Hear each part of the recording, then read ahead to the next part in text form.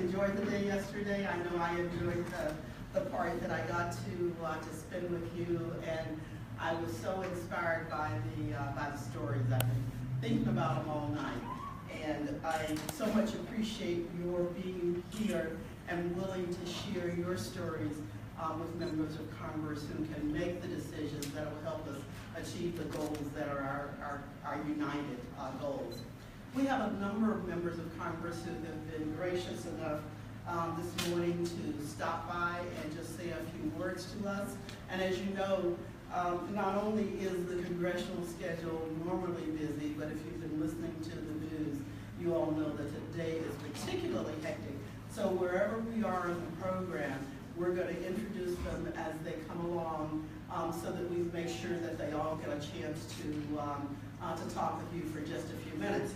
And we have Congressman Donald Payne of New Jersey, who is the first member to join us. He is in his second term. And I also want to thank a congressman not only for coming by this morning, but I know this past summer you were gracious enough to sit down and meet with some of our patients from your district. We so much appreciate that. As I mentioned, we know you've got a busy schedule. You're on a number of committees. I'm just looking at some of them here. Emergency, subcommittee on emergency preparedness, response, and communications, and that you work really hard for your district, for your constituents, and I know you share some personal challenges as well with this group. So I just want to introduce you and ask you to come up and say a few words. We've got 18 patients here who are dealing with various stages of kidney disease, and they've come this morning to tell their story to their members of Congress. So thank you. Thank you. Good morning. Good morning.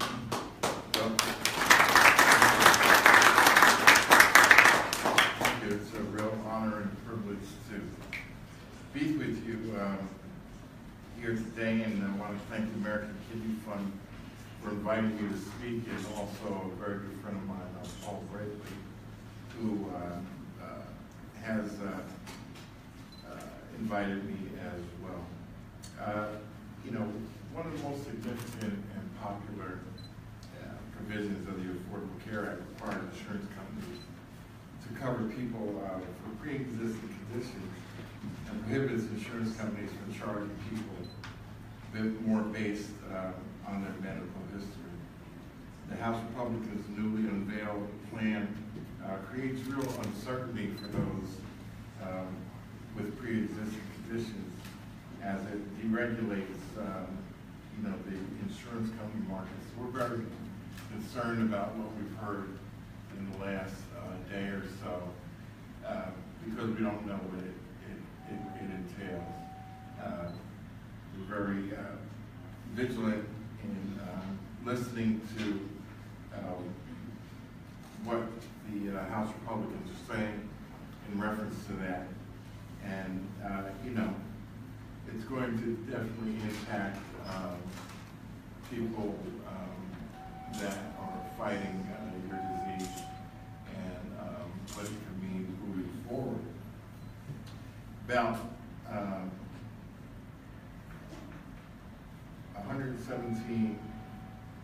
of 117 million adults have chronic disease.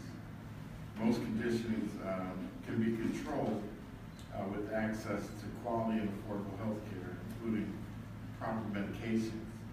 The Affordable Care Act expanded coverage for chronically ill patients, and it sent a message that we cannot discriminate against those with chronic diseases. I am really one of the millions of Americans with chronic disease.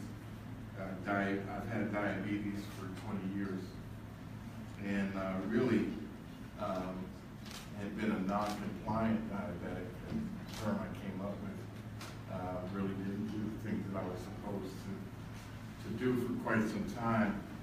And about 2 years ago, I got an infection in my foot, and it took about 11 months for the wound to heal. Thank God I didn't lose my foot, which my doctors were able to fight off. And so, That says a lot about, where I am in terms of my health care. I have very good health care, and the doctor, when I went in, he said, we're going to do everything we can to save your foot. A lot of times when people show up at the emergency room, the doctor looks at it and says, well, your foot's going to have to come off. Well, I want everybody to be able to have the doctor say, we're going to save your foot, as opposed to the other way. This is why I'm deeply concerned about what the American Kidney Fund has called the new pre-existing condition. The refusal by insurers to accept charitable premium assistance.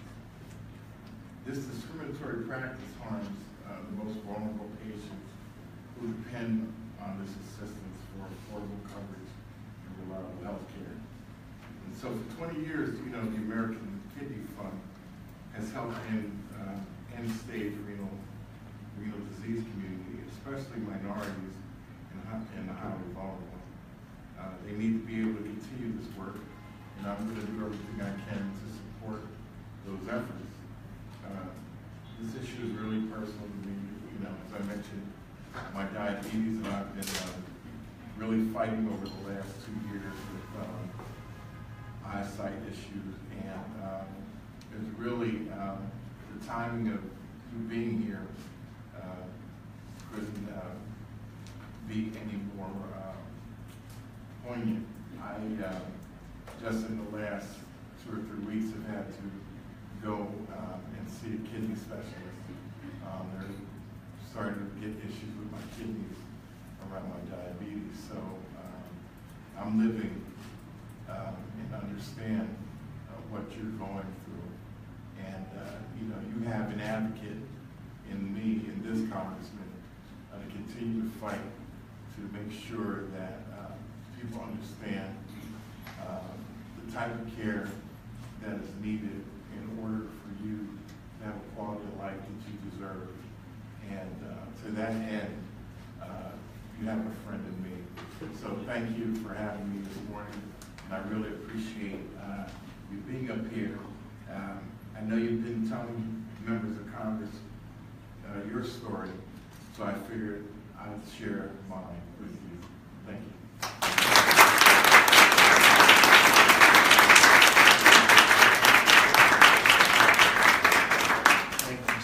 Thank you so much, Congressman, and thank you for being willing to share your story, which is what we spent all day yesterday talking about.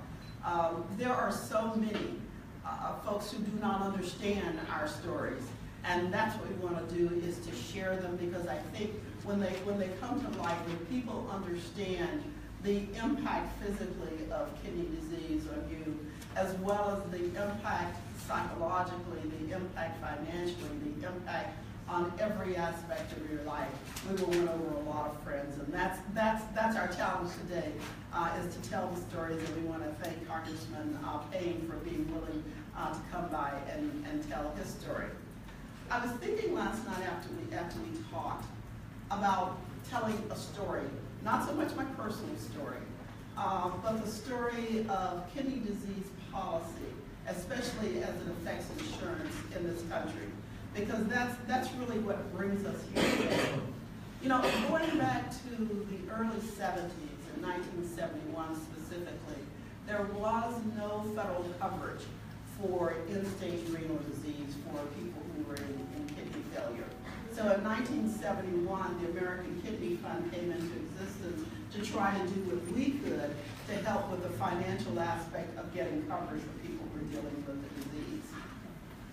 Fast forward another year, and Medicare actually enacted coverage for people with kidney disease. That was a huge step forward.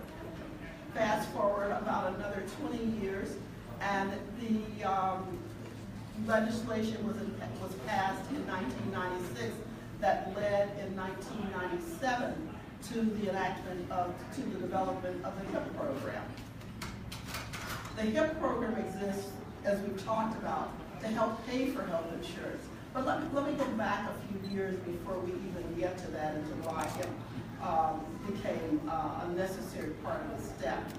And let's go back to the early 80s when, despite the fact that there was a Medicare program now providing coverage for people with kidney failure, there was a recognition that Medicare wouldn't always address all of the needs, and that people should have the opportunity on a personal basis to decide, do I go with Medicare or do I go with private health insurance?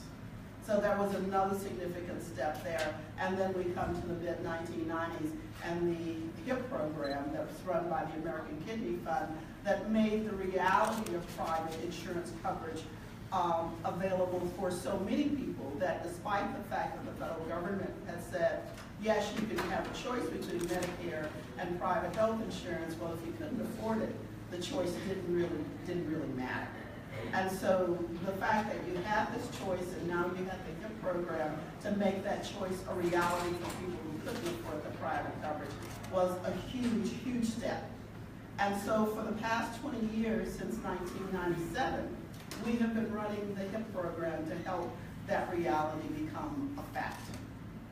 Now let's get to around 2013, 2014.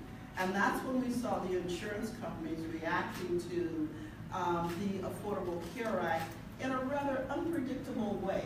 There's nothing in the legislation that says it was supposed to happen. There's nothing in the legislation that says insurance companies are supposed to start blocking the ability of the American Kidney Fund to provide assistance to patients.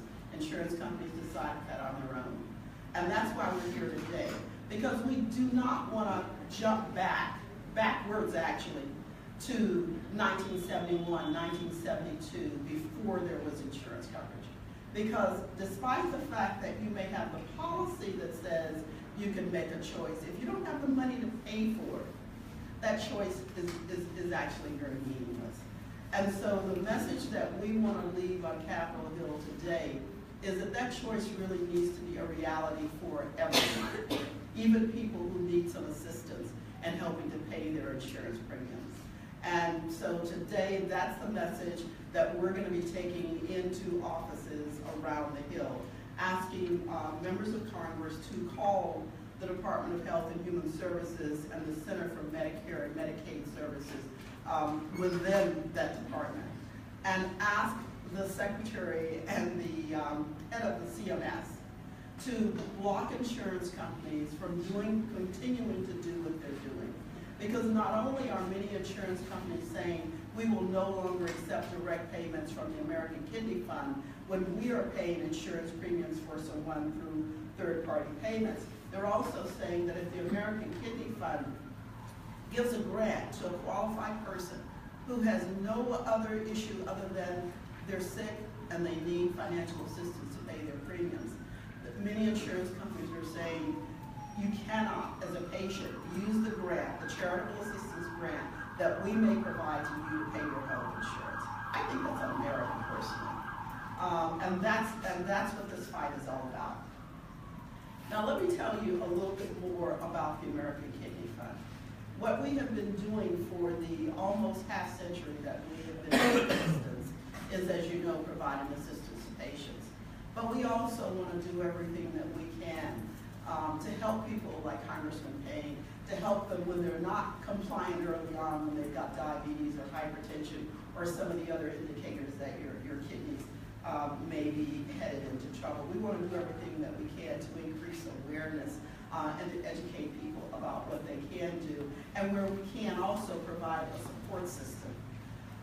You heard from folks yesterday who not only are dealing with this disease, but who have family members who are supporting those efforts and helping them be more compliant. We want to do as much as we can to provide educational material, to provide support and encouragement, and that's why I emphasize things like our webinars. They are free, they are open to anyone, they're done on a monthly basis. You can find out about them by going to our website. In addition, we will be going to communities throughout the country.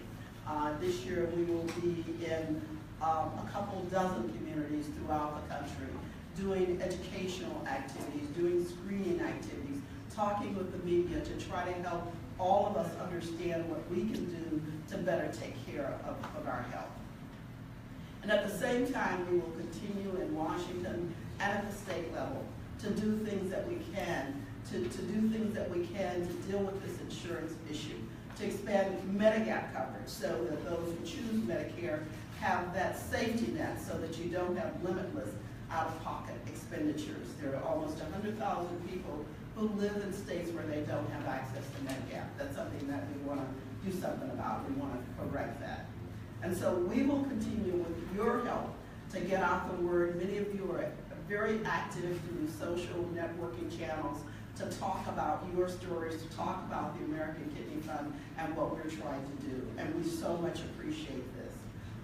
Many of you have started your own activities to raise funds to help us better do what it is that we're trying to do, and we so much appreciate that. Everything that you do is in the interest of people who are dealing with this disease. And as you know, as we talked about yesterday, our mission is all around fighting kidney disease. We never knew when we developed that mission that we would be in for the fight of our lives, and that the target of that fight, quite frankly, would be insurance companies. And the object of that fight would be to make sure that we can continue to provide the financial assistance that we have provided since our founding 50 years ago. But thank you so much for being here, and thank you for your support and your commitment to that fight.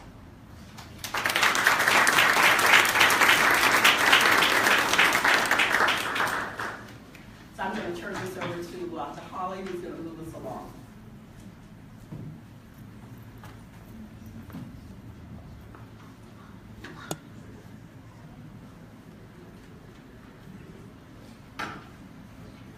Good morning, everyone. Thank you, Lauren, and thank you to Congressman Payne for coming. We're streaming live on Facebook. That's a first for us, so hi, everybody on Facebook. Holly Bodie from the American Kidney Fund. So right now we're going to turn the program over to some of our advocates. So this year we have 18 advocates in town, which is the most we've ever had. And even though this is my first year of doing this, I'm sure they're the best we've ever had. So we are going to hear from 4 different advocates, all of whom have been, actually 5, all of whom have been impacted personally by kidney disease. So first we're going to hear from Elaine Millam from Nicholasville, Texas, which is near Lexington, Texas, Kentucky. Sorry. Lori Moyes from Upland, California, Mitchell Broach from Portage, Michigan, and Reginald Mays and his mother, Margie Bridge from Memphis, Tennessee. So Elaine, thank you. We look forward to your remarks.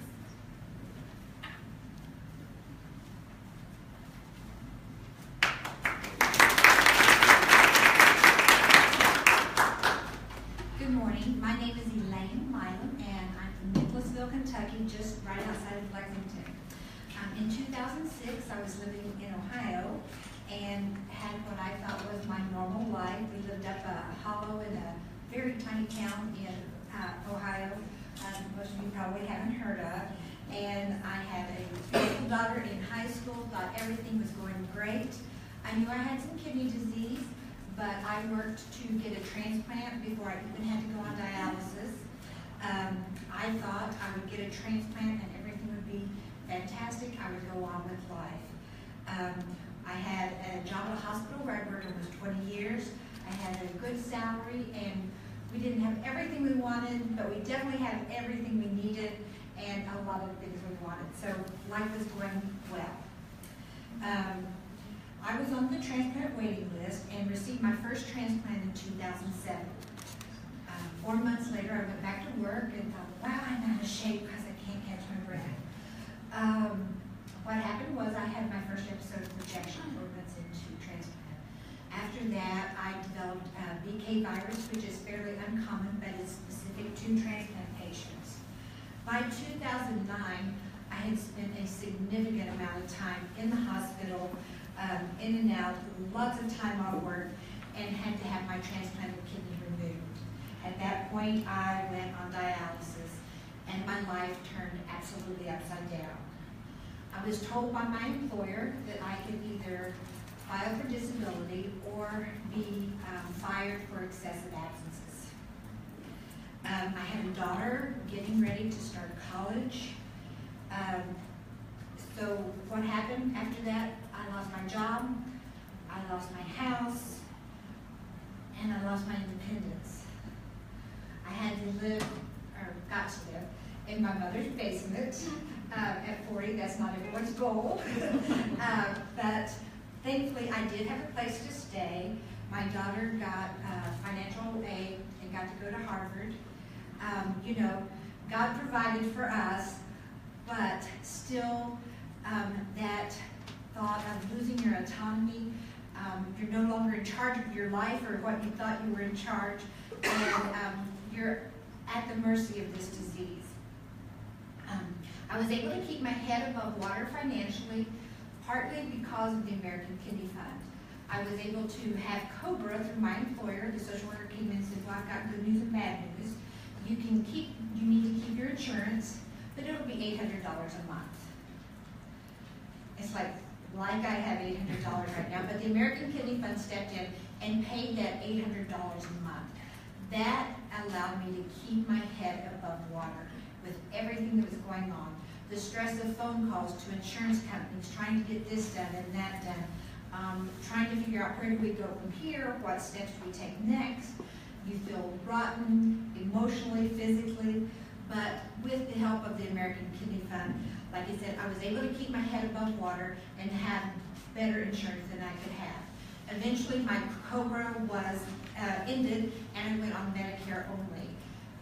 During that time, my expenses got into the tens of thousands of dollars, and it has taken me a long, long time to get all of that paid off.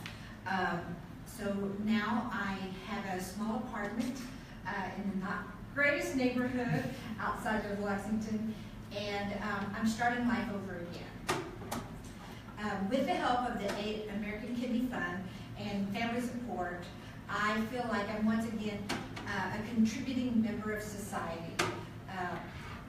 I am able to work now and thankfully get to work with other patients similar to myself who are suffering from kidney disease. I work at the University of Kentucky talking to patients about dialysis and their options with transplant. Now, Medicare does not provide the reimbursement that private insurance does. I talk to patients every day who are benefiting from the American Kidney Fund, but other patients who are still struggling financially. And when you have so much going on with your disease, the last thing you want to be concerned about is, how am I going to pay for this? How am I going to pay rent? I feel like we should be adding, if anything, to the assistance we provide to these patients, and definitely not taking anything away. They need programs like the American Kidney Fund's Health Insurance Premium Program that provides assistance for all types of insurances, primary and secondary. This is so important to people I talk to every day.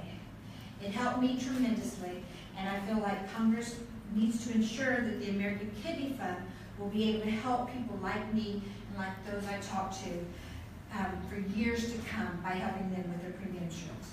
Thank you.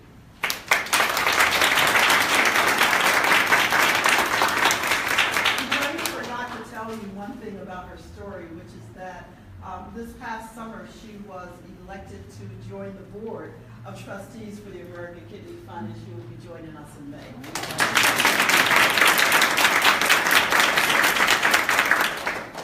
Thank you so much, Elaine. Now we're going to hear from Lori Noyes from Upland, California.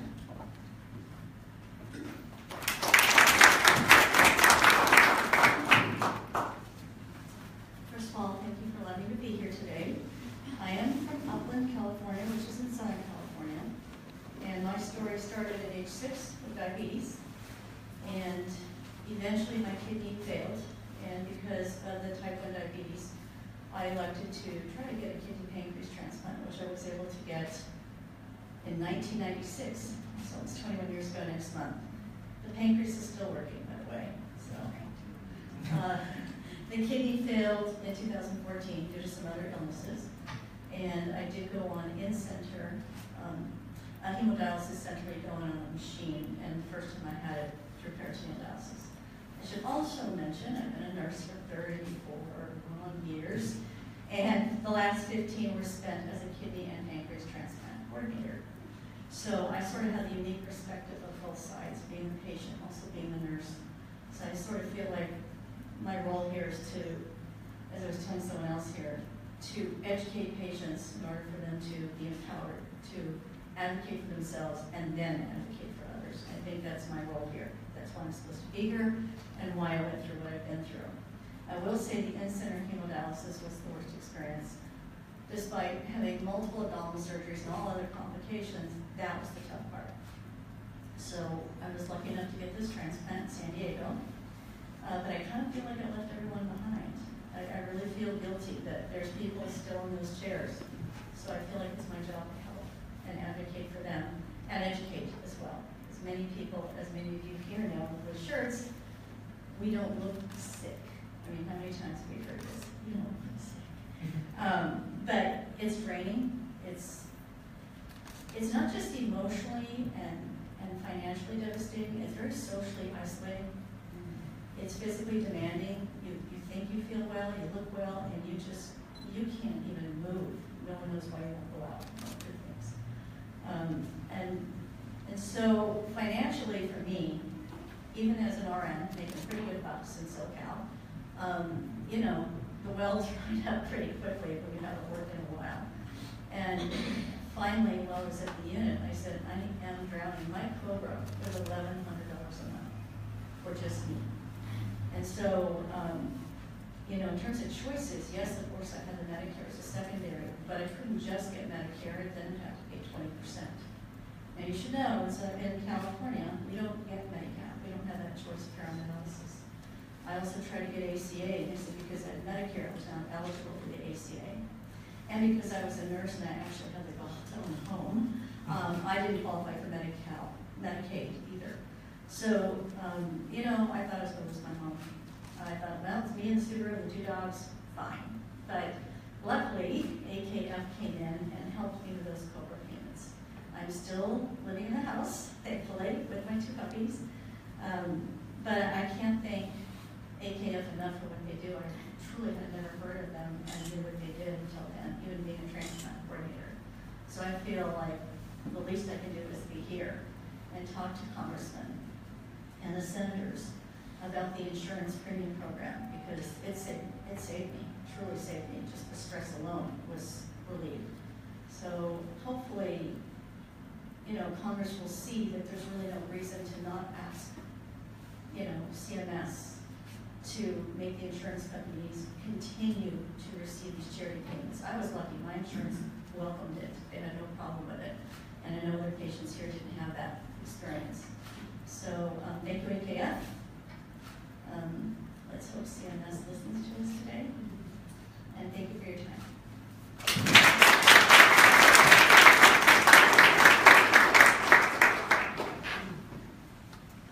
Thank you, Lori. Now we're going to hear from Mitchell Roach from Michigan.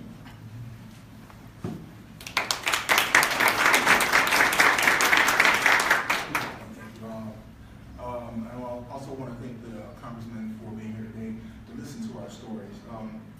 My story really started back in 1992. I was going in to take a physical to become a police officer, and when the doctor got the results of that physical, he came in, sat me down, he said, "How are you feeling right now?" I said, "Pretty good. How are you feeling?" And he said, "Well, I need to inform you that I believe you're a kidney failure." And I said, kidney failure. I said, "Explain that to me." He said, "Well, your kidney is no longer filtering the blood the way it should be, and you're going to probably have to do some dialysis.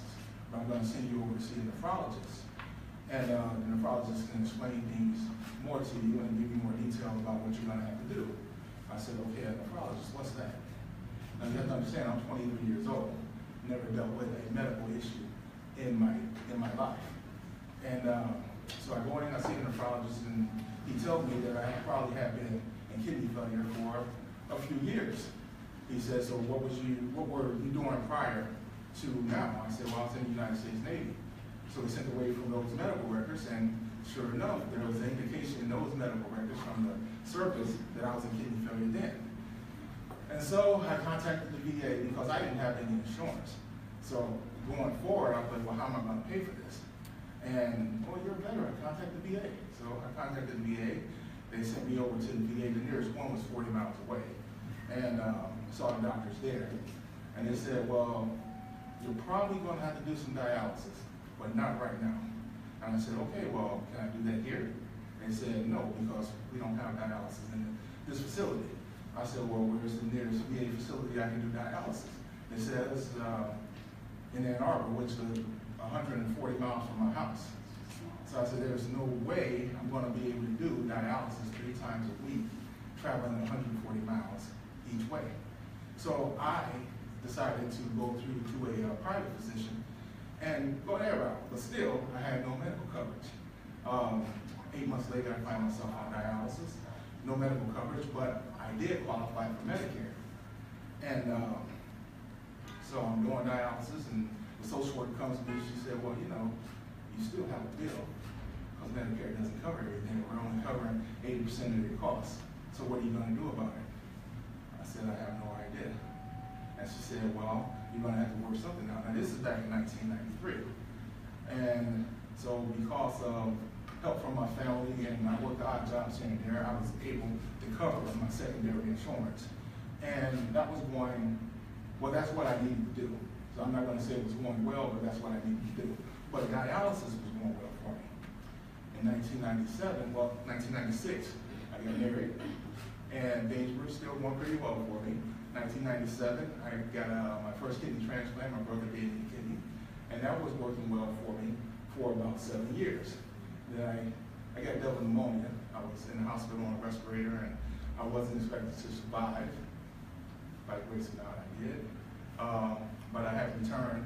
I lost the kidney because they hadn't taken off the immunosuppressive drugs that kept the kidney functioning, and I had to return back to dialysis. And I was doing dialysis, married. Now at this time, I have 2 children. My wife started having medical issues, okay, and her medical issues were so severe where she couldn't work. So the only income we had was my VA benefits. And we had 2 children. And so I go 2006, I go back to get another transplant, and they tell me that I have cancer in my right hand kidney.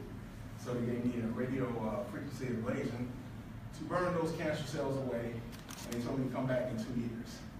I came back in 2 years, 2008. Now I'm running dialysis this whole time. I came back in 2 years, 2008, and told me I had cancer in my left native kidney. So they removed that kidney. But again, I only had the Medicare. So I turned to the social worker and I said, so what are we going to do?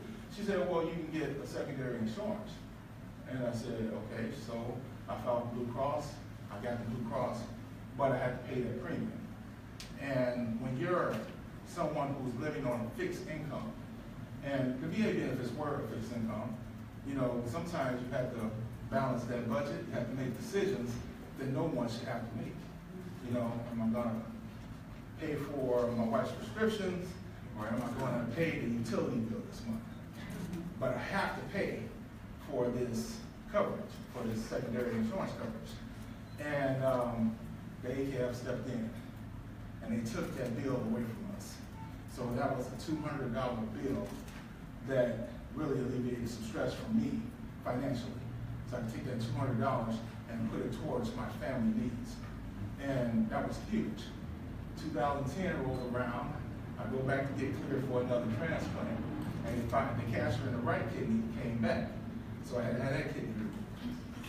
Finally, 2012 rolls around, I go back to get cleared for another transplant again. And well, I didn't have any more kidneys, so I knew they couldn't deny me this time. So they approved me for the transplant, except for my PRA, my panel reactive level was still 100%. So I had the antibodies from the blood they gave me back in 2004 when I was in the hospital fighting for my life. And they told me there'd be less than a 5% chance that I'd get a transplant again. Well, 2015, they gave me a call, and someone actually matched me. And I got a transplant, so I'm 19 months out from that transplant.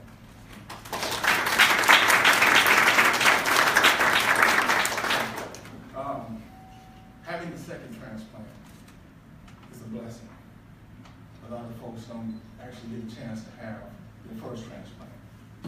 And having the American Kidney Fund there for me when I really needed it was also a blessing. I've seen a few of you guys take pictures holding up the sign stating why you advocate. Okay, I advocate because it's needed to be done. You know, we're on the front lines, and who else better to tell these stories than us? I advocate because there are thousands of patients out there who couldn't be here, who probably will come up here and tell similar stories. So I wanted to come today and tell my story, and also to talk about those thousands of patients who go through similar situations that we go through. I feel it's very important to reach out to not only those of us in the kidney community, but those who reach out to the masses and say, hey, you know, we're here, this is something we have to live with, and why would insurance companies want to take away an avenue that we have to help us? And so I implore the Congress to help us make the decision, or to help us fight this decision that insurance companies have made to kind of shut us down. I mean, this is really hurting dialysis patients on a whole. When I was serving the country, I felt it was my duty to serve the country to the best of my ability. The people who run the insurance company, they're Americans too. They should feel their duty to help out other Americans. And I look at you all out here, and I see you all in blue t-shirts, and I'm so proud of you for being here. And I'd just like to, once again, thank Congress for listening to us and our story. And I hope my story will help others come forward when the AKF needs to do this again to continue to fight. Thank you.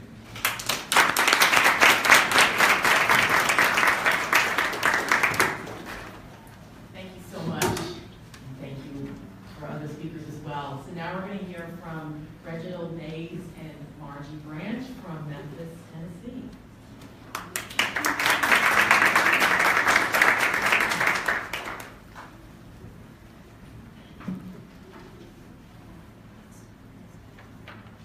Hi, good morning, everyone. We would like to thank Congress and the American Kidney Fund for having us here this morning. And I'm here, my name is Margie Branch, and like I said, we're from Memphis, Tennessee. And I'm here to speak on behalf of my son, Reginald Mays. He was born with chronic kidney disease. We found out about his kidney disease through a doctor that came on staff that night because he wasn't able to come straight home from the hospital when he was born. I went home that Friday. I received a call on Saturday night from a doctor saying, we're kind of suspicious about something that may be going on with your son. And I said, okay. And the doctor stated to me that he had a white spot in the top of his head. He said, I ran a test on the white spot that's in his head, and we found out from doing a urine test that he has kidney disease. Well, I was only at the age of 23 years old at the time. I wasn't very aware of health problems, and I didn't understand what kidney disease was at that time. So I was like, okay, well, can you give him some medicine to cure up his kidney disease? He said, no, that won't clear it up. But what we will need to do is meet with you all at the hospital on next Tuesday. So we met with the doctors, and the doctors came in. My mother and my sisters were there with me because at the time I wasn't aware of what they was going to say to me, and I was thanking God for the support system. Well, the doctors came in and they told us, they said, well, it doesn't look very good. Your son only has about 8 days to live. So at that time, we all prayed, and we had been praying the whole time, and I just went home and prayed to God. I said, God, I really want to keep my son. Don't take my son from me. And he didn't, and he's still here 32 years later, but he received his first kidney transplant. He was a week from being 2 years old. God blessed me to give him that first kidney, and that kidney lasted him 20 years. It served well for 20 years, and at that time, he had to go back on dialysis when the kidney failed. My niece stepped up. He's on dialysis for at least 6 months at the most, and my niece stepped up and she said, I'm gonna be the one to give him another kidney. And she did, and it lasted until 2010. He went back on dialysis, and he's been on dialysis ever since. But we are very hopeful that he will receive another kidney. Most people have never received one kidney, and that is why we are here today, because we believe that we are advocates for those people who need a kidney, and we will do whatever we can to fight to help them get a kidney. Also, the American Kidney Fund stepped in for my son because we were struggling with insurance. I work very hard to support my family, but sometimes it's just not enough. And they stepped in at a crucial time in our lives when we really needed them. And they provided those premiums to pay that insurance because I was not able to, and we will forever be grateful to the American Kidney Fund.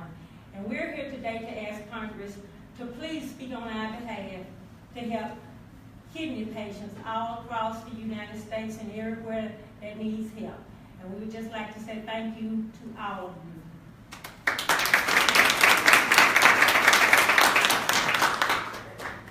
Good morning. Once again, my name is Reginald Mays.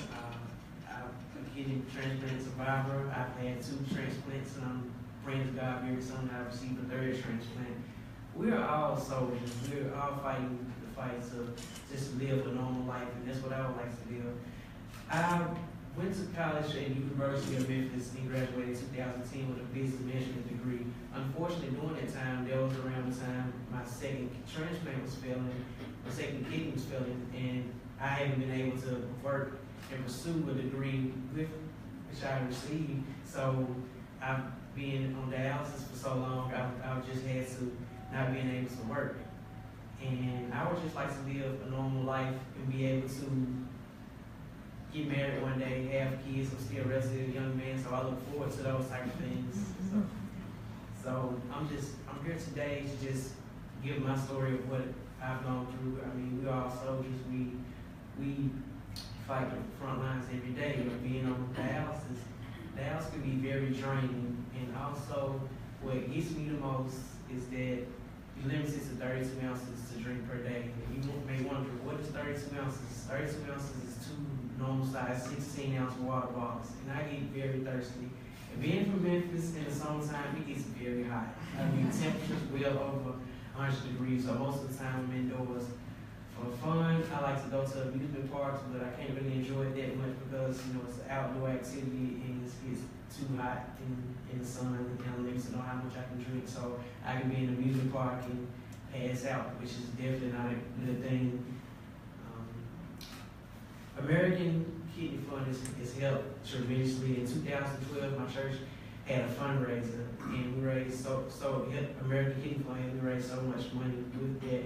And we had like a car show, we had games and food and everything. It was just a great atmosphere, and it was so much fun. And I'm so thankful to be here today to be able to give my story, and thank you for listening.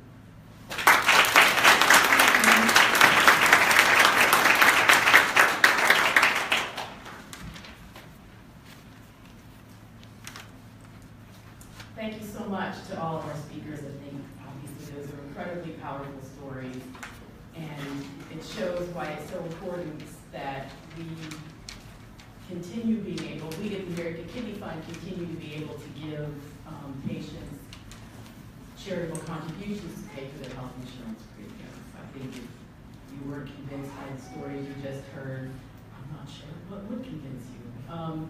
We are going to hear from one other advocate, and that's Steve Winfrey. He is on his way back to the room, so we will be hearing from him in just a few moments. But until Steve gets back, are there any questions or comments from the audience about what you've heard today or anyone else? All right, well, I'm going to do the Washington, D.C. tap dance of killing time. I wish I had a few jokes to tell, but I'm a terrible joke teller. So I just want to say again that we are very blessed to have a gorgeous day today, and we had a really good day yesterday, and I think everyone's going to have really good meetings despite the craziness happening up on Capitol Hill today with repealing and replacing the Affordable Care Act. You're actually all up here at an interesting time, and you'll see a lot of people advocating just like you in the hallways. And I know we're also expecting a couple of other members of Congress to stop by, and we will hopefully see them soon.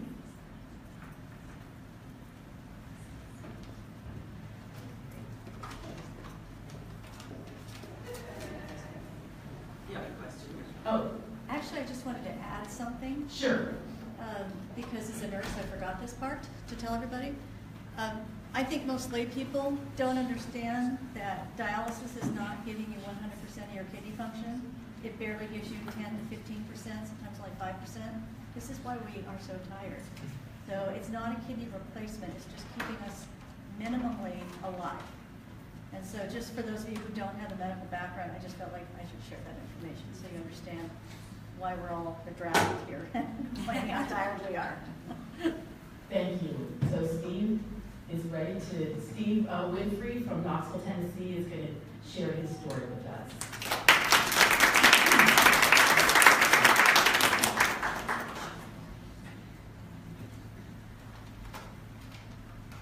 All right, so let me do this. Here we go.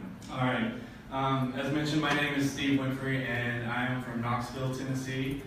And I want to first start off by saying thank you to everybody at the American Kidney Fund, to the congressmen and women that will be taking the time to hear our stories today. You don't know how much that means to us. Because I know a lot of times us kidney patients, there's times where we feel helpless, hopeless, and not really sure what's next for us and if we're going to be able to make that journey. And you all are vital in helping us go day to day with some sort of hope. So I wanted to start off by saying thank you and showing appreciation for everything that you all do. My story, as everybody else's, carries a very unique tone. I was young when my journey began, which was in 2003. I was 18 years old, and I had finally had the opportunity to achieve a childhood dream of mine, which was to play college basketball. I had signed to play college basketball. I had made it to the college. I had gone through the fall workouts. We were weeks away from our season opening, and they say, oh, by the way, we're going to have a physical for you guys to go through. It's routine. It'll take you maybe 10 minutes. Just get in, get out, do what you got to do. So for me, I thought this was just going to be another physical, something that would take long, and I'd be on my way. Little did I know that that day would change my life forever. I go in for my physical, and I get through all of the hard stuff, and they say, okay, we need you to take your blood pressure right before you finish. And I'm like, okay, the easiest test of them all. Slap the cuff on, pump it up, read it, whatever it says. I don't know what it means. And then I go on my way, right? Well, they stopped, and they said, we're going to do this again. And they did it again and again. And they got another nurse to come over, and she checked my blood pressure, and they said, Steve, it's a similar story that we had just heard. Are you feeling okay? And I said, I'm great. Like, let's go. And they said, you're going to have to sit here for a minute because your blood pressure is 200 over 140. And for me, I was 6'2", in great shape, and had no idea what that meant. And they said, we're going to have to do some blood work and kind of see what's going on, because this isn't normal. This isn't something that, is normal in somebody with your body shape and your athleticism and having no medical history. So I go into my general practitioner, they do some blood work, and I get a phone call. And they say, we need you to go see a kidney doctor, a nephrologist. Again, I was 18, no idea who that was. No idea what that meant. I thought, okay, I'll go to another doctor's appointment. Let's get this over with. I'm a freshman in college. I just moved out of home. Let me go enjoy that. And I go to the doctor's appointment, and the doctor comes in, and he says, Steve, I just want to let you know that you have kidney disease. you're at slightly less than 50% function, and I can't allow you to play college basketball this year. Just like that. Out of nowhere. And I said, no, wait. In my mind, I'm thinking, well, what are you talking about? I feel great. I feel good. I guess I look good. I was young. I felt fine. Nobody, really complained. And here I was. I was a kidney patient all of a sudden. My dream was taken from me. And I'll be honest, and I'm sure that my parents would agree, I did not handle it very well. A combination of anger, not understanding, confused, and just being young and naive. I didn't understand what kidney disease meant, because how could you be sick when you feel so good, is how I took it. And as time went on, about a year or two later, I started getting severe pain in my feet. And at first the doctor said I was getting infections in my toe. And which didn't make sense to me. I wasn't sure how that was happening. And I had 2 or 3 doctors say it's an infection. Well, I then moved down to Orlando, Florida. And while down there, my entire foot swells up. And I go into another doctor and I said, what is going on? And after 30 minutes, he goes, I cannot figure this out. And I said, oh yeah, by the way, I have kidney disease. And he goes, you couldn't have mentioned that 30 minutes ago? And I said, I didn't think it was relevant. And he said, it's always relevant. Do you know what gout is? And I said, no, I do not. And they tested me, and sure enough, my uric acid was highly elevated, and they had diagnosed me with gout. And as the years went on, the gout began to get worse and worse. And after a few years, I got to where I couldn't even walk upstairs. I couldn't stand for long periods of time. And this is a 22, 23-year-old who not just a few years before was active. I was running up and down a basketball court. I was running around having fun. And all of a sudden, I had severe arthritis and I couldn't do much. But I was able to persevere, and I tried to fight through the pain because I refused to let it bring me down. I refused to let it stop me or slow me down, which in the end, maybe I didn't handle it the best way. But again, that went back to me being naive and maybe overly positive with it. And so I met my wife, Heather, at MTSU. I come back to the city of Knoxville, and this is in 2011, 2012, and I'm working a dream job again at the University of Tennessee Athletics Department. Things seemed to be going well. Gout wasn't bothering me as much, and then bam, it came back. And I got to where I couldn't walk again. And that's when I started having issues with keeping a job. Because when you can't walk, you can't stand, you can't really move, it makes it difficult for you to carry on a normal life. And as the gout kept getting worse and worse, I began having gout pain every single day of my life. So every day when I would wake up in pain. I would go to sleep in pain. And I started going to the hospital all the time because of this. And finally, my nephrologist said, we have got to do something about this. And that's when I started dialysis. And that was in July of 2016. So I started dialysis, and they put a port here in my chest. And my doctor told me, he said, be careful with it. It can become infected. And I thought, okay, we'll see, I'll take care of it. So 2 weeks goes by, and I leave dialysis, and from the time I leave dialysis to the time I get home, which is about a 10-minute drive, my temperature spiked at 104. And keep in mind, at this point, we had just become foster parents a month before. And my wife wasn't sure what was going on. I had no idea what was going on, but then it clicked. I said, I think it's infected. I got to the hospital, I told my parents, they came, and I found out later that they weren't expecting me to make it through the next day or two. And I fought, and by the grace of God, by the support of my family, I made it through.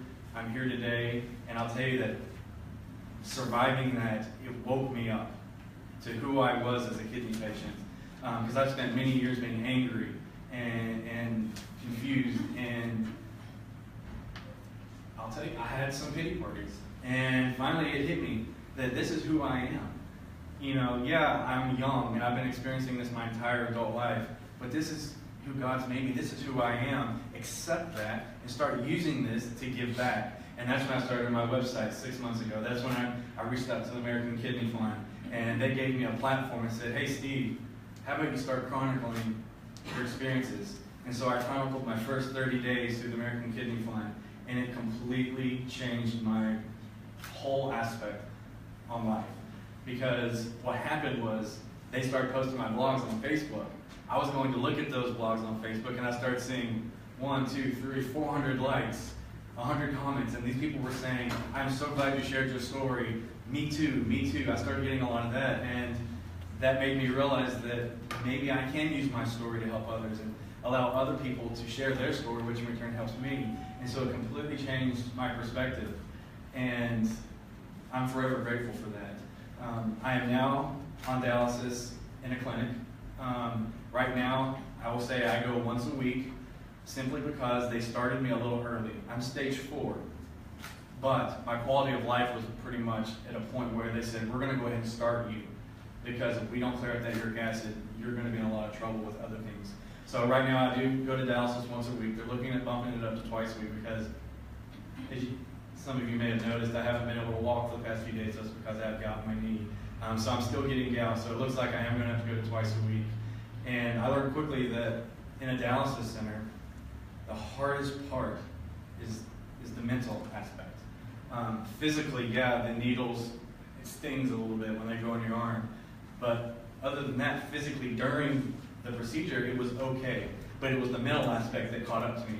When you're sitting there and it's quiet and you're looking around and you see so many sick people, and you would have people crying out for help, saying, I'm in pain, help, help, God, please. And when you hear things like that, it'll affect your mental state. And that's probably been the most difficult part for me, I'll say, up to this point. But I feel very blessed to have a wonderful support system in my wife and my family and the American Kidney Fund, and with the congressmen and women that are meeting with us today. Again, I just want to say thank you, and thank you to the superheroes that are sitting here today in blue shirts. You all make me feel like that I matter again, where for years I felt worthless, useless to the world, because I haven't been able to work much. And then I've met you all, and you guys have made me realize that I am somebody. I'm just somebody with kidney disease, and that I still can mean something to this world. So thank you guys so much for that. And good luck today in your meetings.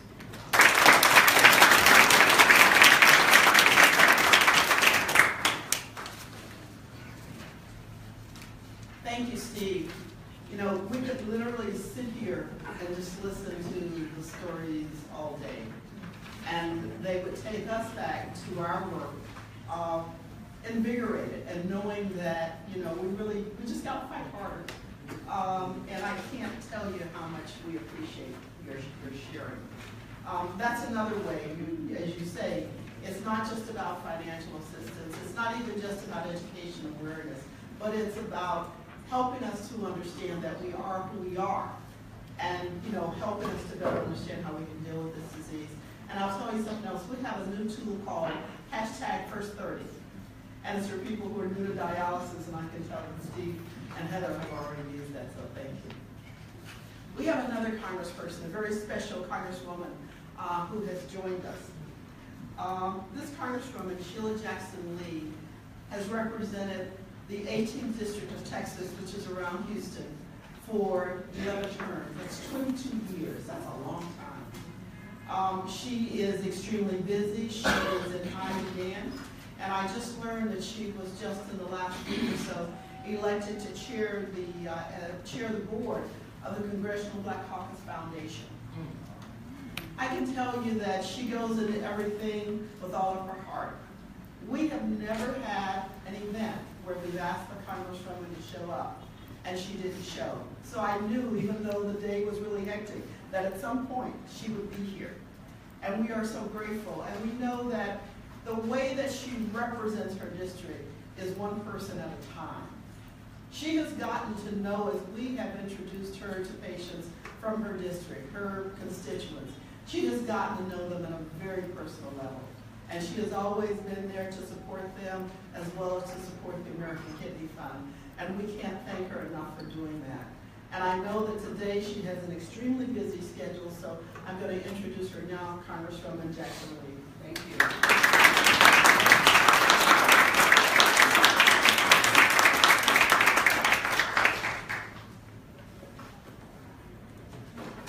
Thank you very much. I can applaud and tell you what a great leader you have in President Laverne Burton. You should give her a very large applause.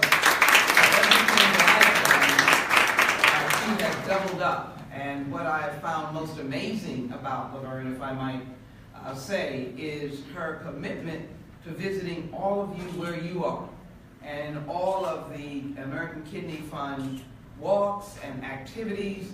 She's there, but also carrying the message back here to Washington, D.C.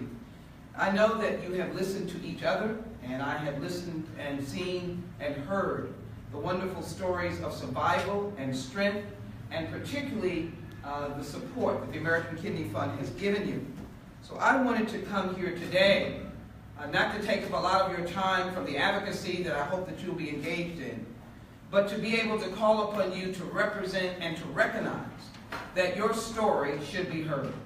And I always come before groups when we seek to empower you, is to say that we too are America. For many times on the 6 o'clock news or the national news or the cable news, you hear stories and positions and you sit and wonder, is anyone speaking for me? What it means is that if not, then you speak. Because America is not only a potpourri of people, I don't call it a melting pot anymore, because it's important that we all are distinctive and fit into the mosaic of the richness of diversity of America, whether it is ethnicity or religion, or whether it is your position in life, whether it is your health position in life, whether it is your economic position in life. There is no denying that you are an American and have in your lifetime been a major contributor to what is right. And so I want to acknowledge the work since 1971 that the American Kidney Fund has done, but it is done with patience, and it has extended people's lives. 84,000 people in the last year, 1 out of every 5 dialysis patients in the United States, received assistance from the American Kidney Fund for health insurance premium and other treatment. This should be heard. Your story should be heard, because what that does is allow you to live a life that for you is normal. You can get access to your health care needs that are particularly unique. And therefore, no one should tell you that that is not the way it should be. No one should tell you that you can't have private insurance. And let it be very clear that the Affordable Care Act maintained the rights of everyone to have private insurance. In my own state alone, 10 million plus people had private insurance. So why should the American Kidney Fund not be allowed in its charitable assistance to be able to directly give money to you so that you can select the kind of insurance that makes you comfortable, that fits into your economic scheme, that fits into your lifestyle? Why not? So the voices should be raised. Let me hear you say, we too, are America. Our America. We too, are America. Our America. That is, I think, an important point to make. I can obviously give you statistics. About 415,000 Americans on dialysis due to kidney failure. More than 95,000 people are on the waiting list for kidney transplant. And kidney disease is the 9th leading cause of death. But I'm here because you are living. And you are living because of the support of the American Kidney Fund and its benefactors. So let me tell you how I see this as we go forward. Let me be very clear that I come here wearing the hat of someone who worked very hard for the Affordable Care Act. But that's not the story. I was in hearings after hearings. I was listening to people who tragically, for a variety of reasons, had lost loved ones because of their lack of access to health care. I heard real stories. I wasn't just in a room with the door closed, looking at numbers and pencils and paper. Real stories. What would America be like if we could maximize the amount of insurance access that people have, which then is access to health care? So let me say to you, I'm not sure what troubled our friends who now put forward a document. We'll not call it a health care bill, it's a document, in terms of reducing access to health care. People will lose their access to health care. I'm baffled by that. But I want you to be the probers and the Sherlock Holmes in getting the facts. You might look at ARP. It was indicated that it will be disastrous, not only for people in their 80s, people in their 50s. And so it is important that we work together to get where we need to be, which is ensuring that more people have insurance the way they need to have it. And to make sure that outstanding organizations like the American Kidney Fund continue to do their work in every single state where someone needs a helping hand among the hundreds of thousands of those with kidney disease, to be able to be independent with the choices that you need to make. As a member of the United States Congress, and particularly the Judiciary Committee, that is the protector of the Constitution. That is our job, and that's where I'm running back to. The place where we debate the executive order, banning Muslims, the place where we debate your civil rights, the place where we debate the Constitution and your right to freedom of speech and access and religion. That is our job. We are told that we have the largest jurisdictional footprint in the Congress. Some would compete with that, but we believe we do. And I would say that you have due process rights. You have equality rights. You have freedom rights. None of that have been extinguished. And under the American Kidney Fund, that is what is given to you. And I hope as I leave this room, you would embed it in your soul, your heart, and your mind. Why do I have to be discriminated against? Why should the American Kidney Fund not be able to distribute charitable assistance for me to have dignity? Why is America not listening to me? And so, thank you for allowing me to speak very briefly this morning as you go out and advocate for this great organization, but also your own rights. Remember what I said, we too?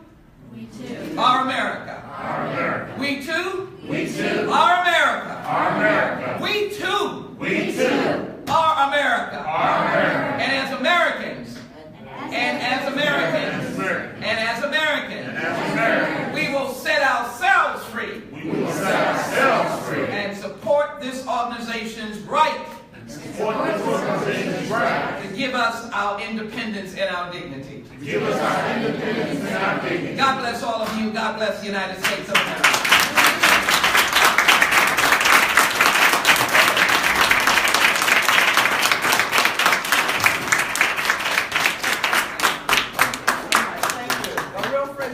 Of kidney patients, not just of the fund, but of kidney patients. Thank you very much. Thank you.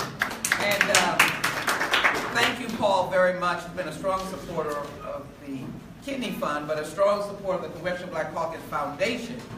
And our new look and attitude is that we're going to embrace and collaborate with organizations around the nation where we can be helpful as a foundation. So we look forward to any way that we will be able to work with you. Thank you. Thank you so much. Thank you. Good to see you, my friend. Thank you.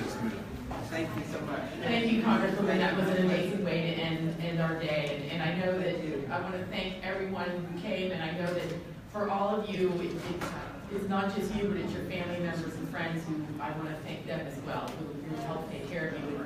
As many people said, it takes a village, and we're happy for that village. And I also want to thank my colleagues at AKF who made this possible. So many people volunteered, and I'm so thankful to them. And I just want to say that I think I speak for all of us when I say that we're privileged and we're honored to work with all of you advocates. It really means a lot to us that you came, and thank you very much.